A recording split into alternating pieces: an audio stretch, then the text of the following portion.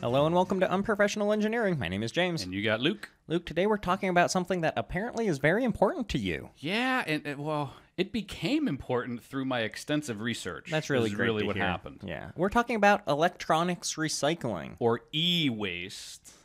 E-waste? Those of us in the industry, James, I also that really saw that know the industry, that's what we call it. I also saw they call this e-cycling, which makes me want to punch myself just for saying. I know it does. How You pretentious. sound like such a millennial when you say that. Not that there's anything wrong with that. No, we love millennials. That's right. They probably are the only people who listen to They're us. going to be leading our country in 20 years. Oh, goodness gracious. E-waste. So Yeah. that's like computers and cell phones and TVs and vacuums and video game consoles and who knows what, fax machines, if there's still those Yeah, around? so it's basically anything electronic, period. So it's stuff that you typically can't or you feel bad about.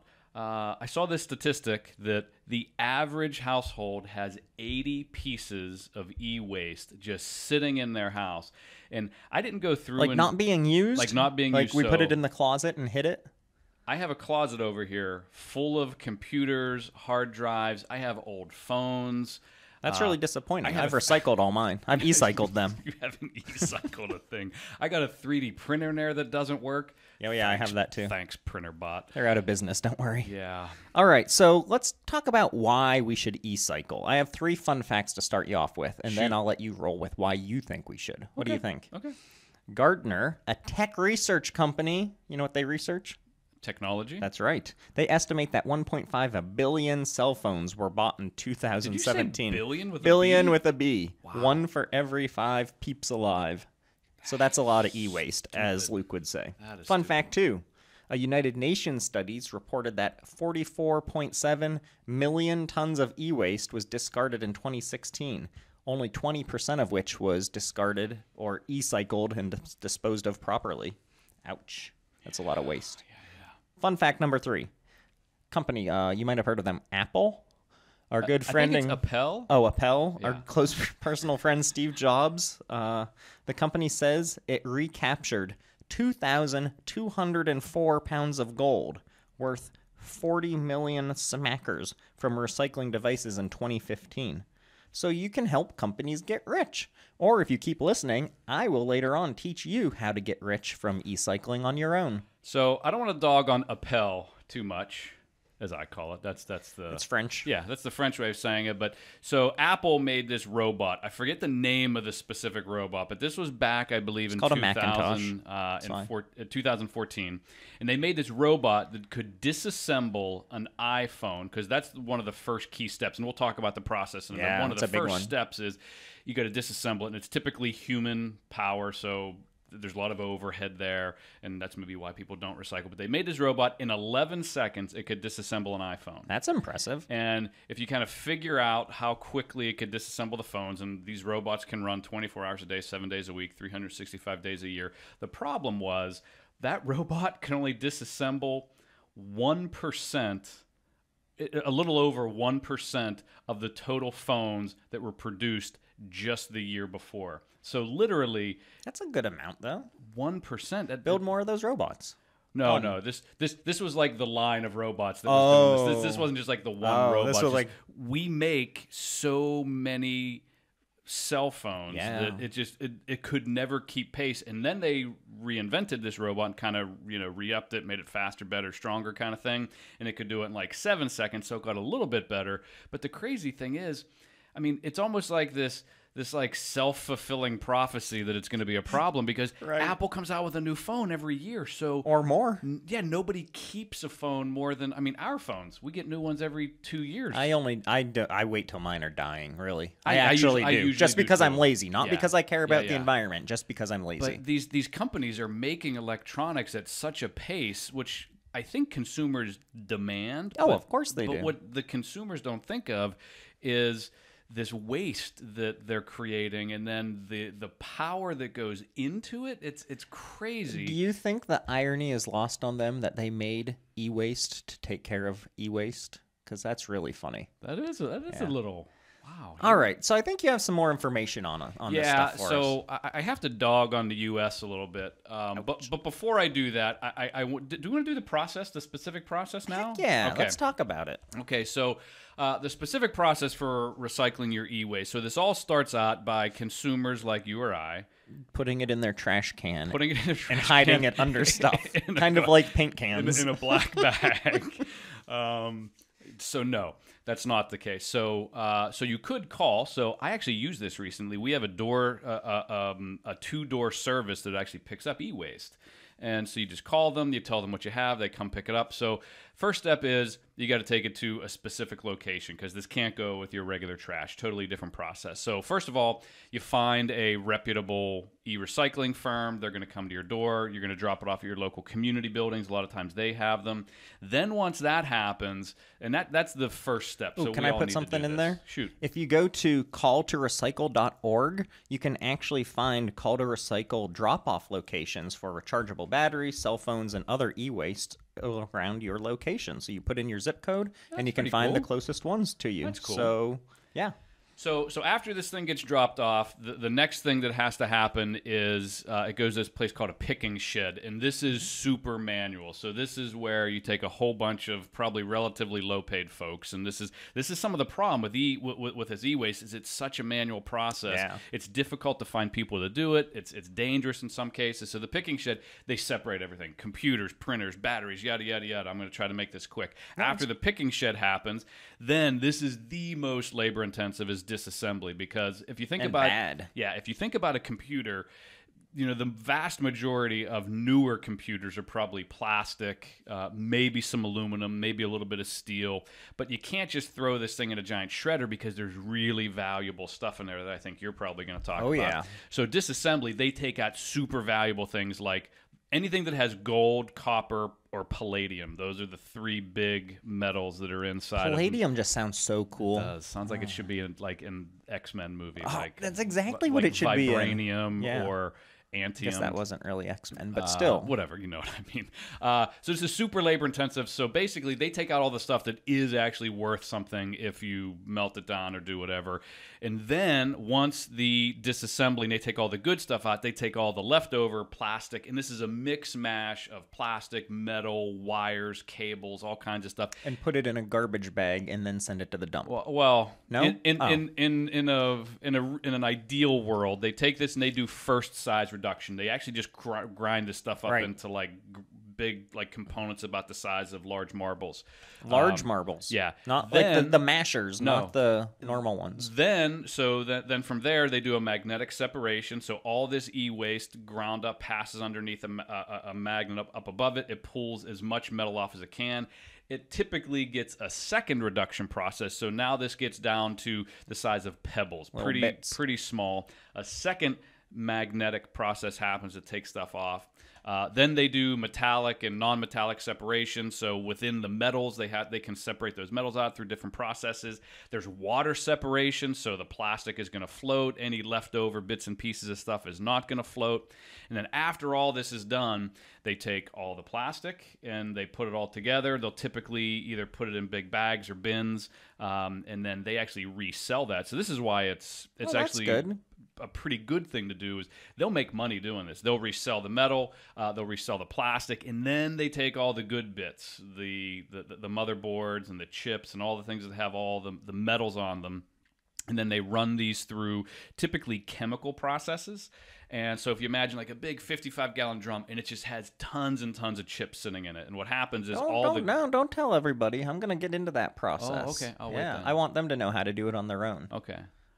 But so there's a chemical process to remove all the stuff like gold, and you need a lot of chips to do this. Yeah. And then they'll typically take the left of the materials and they'll put it in a little ingot and melt it down and sell it. So that's the general gist of e-waste, which is so different than like typical recycling. Like typically, glass and plastic and paper, it's just three things. You just one bin, one bin, one bin. So it's not as labor intensive. So do you recycle? I do, yes. Okay. Do you? Yeah, we do. Oh, very good. Yeah. Is it required here? It is by required law? here. Yeah, but I they think just it is for changed me it on too. us. They're doing something different with glass now. They're not taking glass anymore for some reason. Really? which is weird. That is weird. Yeah, I think it's required for us as well, but I do recycle. And I always think it's weird when somebody lives in a place that doesn't require it. I just thought by now everywhere in the U.S. would, but I guess that happens. So I want to talk a little bit about how you can help out in this process yourself. But before we do, I want to take a break for a word from our sponsor. Okay. So week, I'm assuming it's like Waste Management or Appel. No. No? We do not have one. I know, it hurts. Man. It cuts me deep. One of these days, James. Any day now. You're going to surprise me. I'm going to just spring one on you, and that'll just fall throw over. the whole episode off. will. But we do have some shout-outs. A bunch of them. Are you ready? Derek K. wrote back Derek to us. K. He showed off his sweet sticker that he turned into a magnet that we sent him. It was awesome. If you follow us on Instagram, Unprofessional Engineering, You can see his magnet. you can see his magnet. That's a good DIY thing. Make a It magnet out of a was, and sticker. he put it on his, I think it was a Tormach. Okay. Yeah. Cool. Jonathan Z thanked us for the great work, so go us, and thanks John for writing in. Johnny Z. Joseph S. wants some sweet stickers, but was also helpful and gave us some topics. So shout out to the University of Massachusetts, Dartmouth. I think Dartmouth is a good school. The name sounds impressive.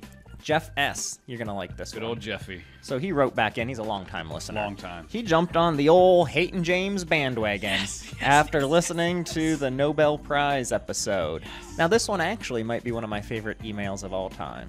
So he jumps on the Hayton James wagon by saying, I wanted to support Luke's campaign for listeners to write in with bad things to say about you, James. You are only slightly better than Luke on the podcast.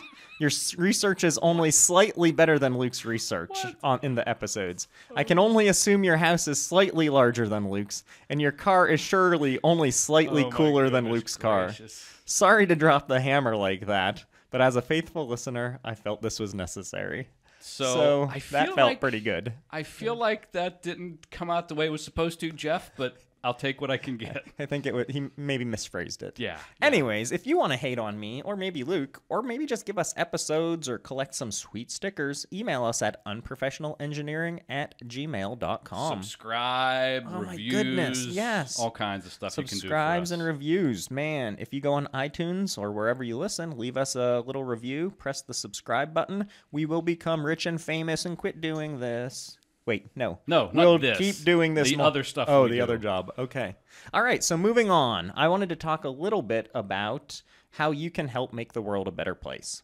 So I already told you that you could take it to a recycler, like Call to Recycle, but you could also donate your electronics. You know who needs computers? Old people at the senior center. They don't care that they're slow. They don't even know how the internet works. So you could take it someplace like that, or maybe to a library. Some of these things you can even write off on your taxes, right?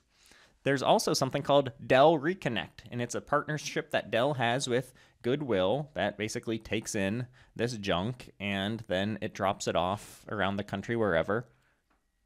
Can I make a comment? Absolutely. It's a big comment. It might take a minute. Go ahead. So this Dell program, and it's not just this Dell program. So I watched this documentary about e-waste and how the United States e-waste is the bane of every other country in the world, because most of our e-waste, we didn't ratify this thing called our Basel Agreement, which is where we agree to keep all of our e-waste in our own country. Do they call it the Basel Agreement Basel, in the UK? not Basil. Did I say Basil? Basil. I don't know. I think It's it's the called same thing. Basel. You're right. It's the Basel Agreement. All other countries keep their e-waste within their own country. The U.S. were like, Dump it in the ocean, send it to So they China. basically sent it to China, India, all these countries. And what they did was they put trackers in this Dell that's thing. smart. They put GPS trackers in like hundreds of these devices and dropped them off at not just this one, but other supposedly e-waste ethical places. And something like 80% of the stuff showed up in other countries. And this one place in China got like the majority of it. And basically they say they're recycling it, and their idea of recycling is they sell it to someone in China who's then gonna just pile it up. Okay, so I'm going to change the name of this topic to, instead of, what was it, make yourself a better person? This is make yourself feel like a better person. Feel. That's the. Is that better? Yes. Dell Reconnect. There's also AmericanCellPhoneDrive.org. Guess what they take care of? Cell phones. Cell phones. The World Computer Exchange. Basically taking care of computers and gadgets and things like that. eBay for charity. It lets you sell your junk, so, you know, they still have to be working. And it donates it to charity then. So at least that's a good cause. And then if you want something from me, I would suggest that you take it to your local makerspace. The people that go there and pay their membership fees and stuff, they'll find all sorts of uses for any of your electronics garbage. I remember going to Tech Shop when that was a thing, and they would just tear those things apart, either for wires or chips or even like little screws in them, like all sorts of cool stuff. That's pretty cool. So then you can also make tech firms take care of this stuff. Apple's Give Back program offers up to $1,000 in gift cards for recycled products. Of course, I'm sure they have to qualify and still be pretty new. Best Buy offers recycling options no matter no matter where you bought them, so you could take back your electronics. Sprint has a buyback program for $300. Amazon pays up to, I thought this was weird, $200.91 in the form of Amazon gift cards for just about any kind of electronics or music CDs or video games. Yeah, just go dump all your CDs on them. And then I thought this was the worst. Office Depot and Staples offer members of their programs store credit of $2 per printer cartridge, up to 10 cartridges a month. They are the worst. They really are. That is terrible. That's probably how they're still in business. They give you a whole $2. Oh, my goodness. All right, so moving on. What else do you have to say about this? So I got some statistics specifically. Let me hear it. And this is pretty, it's disheartening is what it is, James. Okay, let's hear disheartening. Hit me. The U.S. produces about 6.3 million tons of e-waste, or 14% of the world's total e-waste. The crazy thing is, only about 20% of all e-waste worldwide, which is somewhere around 45 million tons, somewhere in that neighborhood. And this is like a 2016 I read stat, this one, so it's probably a little higher. Only 20% actually makes its way into some type of recycling, whether it's a good recycling or bad. So terrible. The other thing, too, that is really crazy about this, and I said 80% before, it was less than that. So 40% of all U.S. electronic e-waste ends up in another country. Oh, that's way better. Sham. But still 40%. Like way better than 80%. Everybody else has to keep it. So here's the problem. So this is where my passionate side started to come out. So here's what happens. So we send 40% of our e-waste over to this place in China. And then in China, they pay these poor people like zero money, and they're working in these conditions where they're taking things apart that have toxic metals in it, and these people don't have masks on. They're not wearing protective gear. All the lead that's in this, and all of the what's the mercury that's in a lot of this stuff ends up leaching into their water systems and their soils. And I mean, these people, we're basically killing these cities with our e-waste because, number one, they're not doing it properly because they don't have to, and these people are doing it for peanuts, and it's just a shame. Let me go into a little more detail on that. Yeah. This is kind of funny, not the whole dying thing, but researchers in the Dartmouth Toxic Metals Research Program, who we just had someone, shout out about it, has compiled a list of effects that some of these toxins can have on the body. So in these e-waste things that we're e-cycling, arsenic may disrupt cell communication and interfere with the triggers that cause cell growth. So that sounds terrible. Cancer, diabetes, and other things. Cadmium affects your body's ability to metabolize calcium, which means that you can have bone pain or fragile bones. Okay. Bird bones like my wife has. Chromium can cause skin irritation and rashes and potentially can be carcinogenic. That's no good. Copper can irritate the throat and lungs and the liver. It can affect the liver, kidneys, and other systems. Lead poisoning, I think you mentioned that one, which that's no good. It can cause paralysis and death. Nickel is carcinogenic in large doses, and this is my favorite one. Silver probably won't hurt you, but if you handle it too often, you might come down with something they call argyria, a condition that permanently stains your skin a gray-blue shade. I saw a documentary. Some people take silver as a supplement because they think it has some kind of... and then their lips change? I saw one of this guy. He looked like a Smurf. He basically took so much silver that his skin, his whole entire body, turned this blue-gray color. It's grayscale from Game of Thrones. Crazy. Yeah. All right, moving on again. What do you have? I think we should stop for my my goodness. rant, maybe. All right, let's hear Luke's rant. I know you've been excited. Okay, well, not excited. So it's actually like a negative rant, and you kind of hit on this. A negative rant? Well, not what? That would make it positive? But no, I feel like we have become far too expectant of what a phone is supposed to do and how fast it's supposed to be. So perfect example. And I honestly think there needs to maybe be some kind of legislation. I don't know. I mean, that sounds kind of crazy. You're saying I can't get a phone more often than I want. I don't know. But maybe it's like the manufacturers doing it. But the fact that Apple has come out with, what did I get?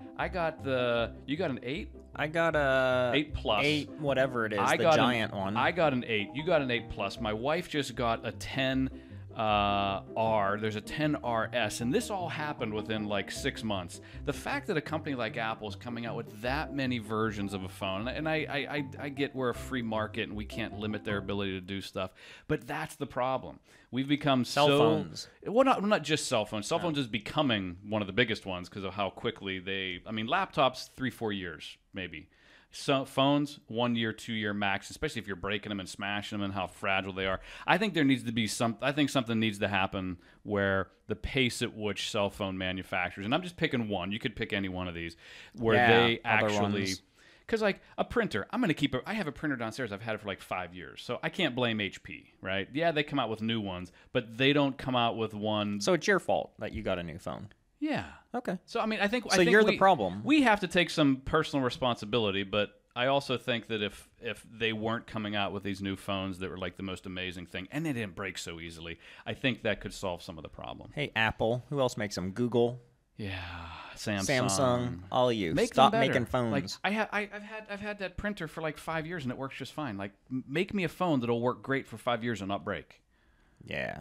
I don't know. I just think that's reasonable. Yeah. I think that's a reasonable suggestion. Did you know that not everyone likes e-cycling, Luke? I think there's a whole bunch of people that think it's a total waste of time and money and effort. I've seen there's a whole group of people that think it's just a big old scam, basically. They think that the amount of waste that the facilities that tear these things apart, and like you said, some of them doing it improperly and letting stuff seep into the water, is actually counteract. Yeah, it's causing more harm than good with all of the e-cycling, which is, kind of sad. According to a European study, only 4% of waste is electronic, and they think, is that really enough to commit all of these resources to e-cycling them? I don't know.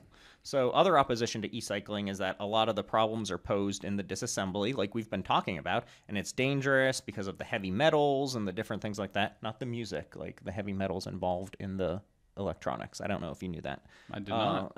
And as little as 1 to 5% of the original cost of materials can be retrieved. So if you're only getting that tiny little bit and still kind of polluting things up, is it really worth it? That's what I ask you, Luke. So for every million cell phones that are recycled, you can get 35,000 pounds of copper out of it, 772 pounds of silver, 75 pounds of gold, and 33 pounds of palladium. That's gold, Jerry. I mean, I don't know what the process takes to get those poundages out of a million cell phones, but considering that, I mean, number one, these companies wouldn't be doing it if it wasn't profitable. So these recycling companies, but I think they only care about the gold. So perfect example is based on an e-waste disposal rate from an organization, Americans throw out, literally in the garbage, $60 million worth of gold and silver inside of their phones every single year. Wowsy. Like literally, I'm just done with that phone. Small fortune. Yeah. A large fortune. Another interesting thing is, so mining gold is a pretty difficult thing, right? Yeah, it turns out that it is not easy. You got to dig. And not great for the world. Yeah. So recycling a circuit board, they're saying, can be more valuable than mining gold because 1 ton of circuit boards will produce an estimated 40 to 800 times more gold than 1 ton of ore. And so what they're doing now is they're trying to take all these circuit boards, melt them down, throw them in acid, do all that crazy stuff to get the gold off of them.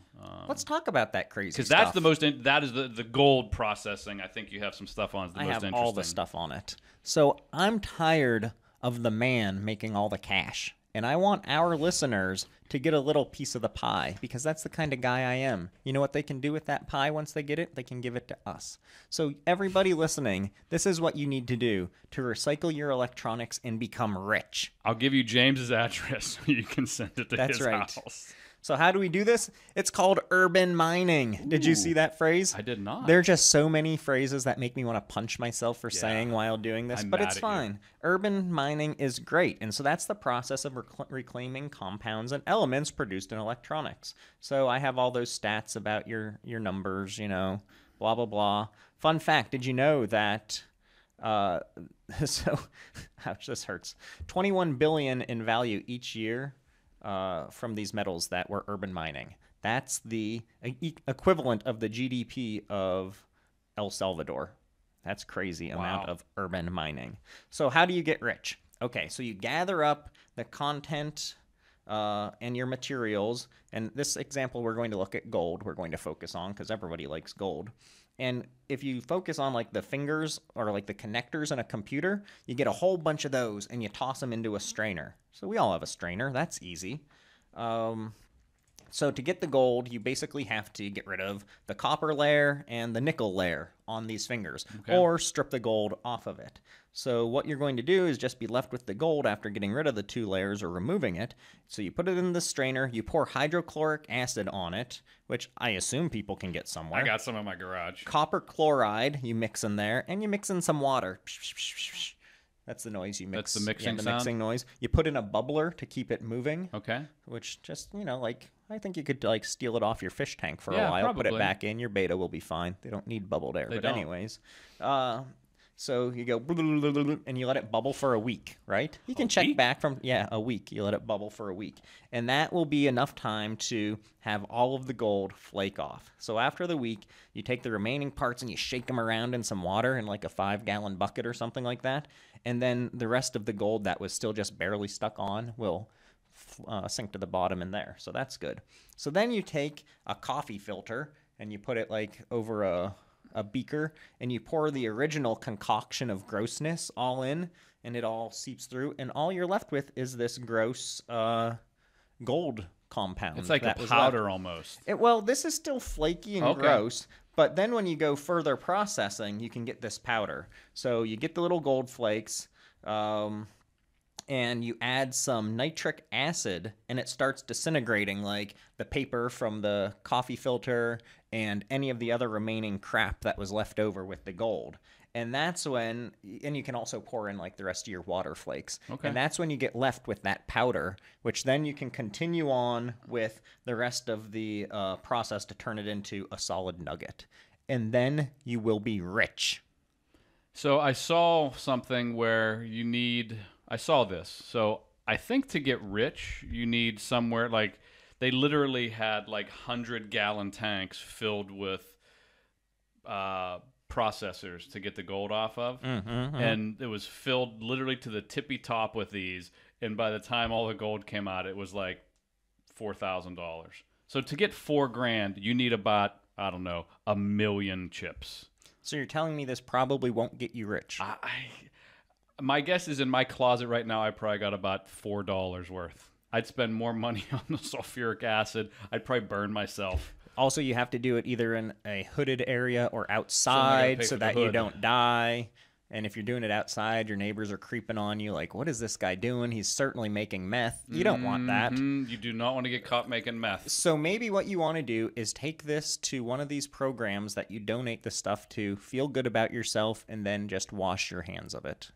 But if you do want to try it, which I kind of was encouraged to try it, kind of like as an unprofessional engineering experiment, if we took all of our e-waste and stripped those things out and melted them down, well, not melted them down, but acided them down. We could try that. We could see what happens if we could get like this much gold. What do you think? I would try it. Yeah, I don't think I will. But I like the idea in theory. Yeah, I do too. I just think that... Then isn't the acid bad for the environment then? Like, I don't understand. I mean, I pour paint down my drain, so... I mean... Good job, Luke. I saw you taking care of your paint cans properly. Yeah, I took care of my paint cans. I was impressed. I called that door-to-door service Did you? company. You didn't throw them over the hillside? No. I throw my tires over the hillside. After you light them on fire. Yeah, so I think. Did you have anything else? Because That about wrapped up my like a knowledge, closing man. statement. No, I think that wraps it up. So I have a little bit of. This really bothered me. Like It how, really did. Usually these don't affect you as much, but this one Like, really hit home. I really think that we need to come up with a better process for how we do this. I think the United States should keep their e-waste. We can take all the other stuff and send it to other countries, but we should keep our e-waste in our country as much as possible because that's an opportunity for like companies inside the U.S. You're just making jobs. You're making jobs. Good job, Luke. I just think that it's unethical to take this stuff and know that these poor people in other countries are going to be dying from all these different diseases they're going to get. Do you think we'll be able to have facilities in the United States that won't have that problem then because we'll take proper safety precaution? Yeah. Okay. Most of from what I gathered, all the stuff in the U.S., they're underneath all kinds of crazy regulations. The government can subsidize it so that it's not so expensive for these businesses to get started. Because I think the startup is key. Because yeah. Until you actually get a lot of this e-waste, because you need tons and tons and tons of e-waste to make money at the process. And there's companies doing it right now that are successful. So I think we need to do it. So recycle no matter what now. But hopefully companies and governments and organizations just become more ethical about how they do it. And I also hold on to your stuff a little bit longer. Keep, like, to your point, be lazy, James. Keep that phone longer because I don't feel like transferring my contacts. No doubt. That's why you don't want to get a new phone because it took me like 4 hours to get my phone working. I mean, they just do it in the store for you, but I don't want to go to a store. Yeah. What am I? From what are you, 1995? Yeah, right? So, one thing, though, if you are getting rid of your crap, how about you make sure you destroy your hard drives properly? Yeah. I don't want your identity getting stolen. Yeah. Getting? Yeah, they getting, I think, getting's a word. Maybe this one needs to come to a close. What do you think? I think we should. All right. Hopefully you've all learned something about e-waste, e-cycling, and urban mining. If you have any questions, ping us at unprofessionalengineering@gmail.com. Make the world a better place. Until next time. See ya.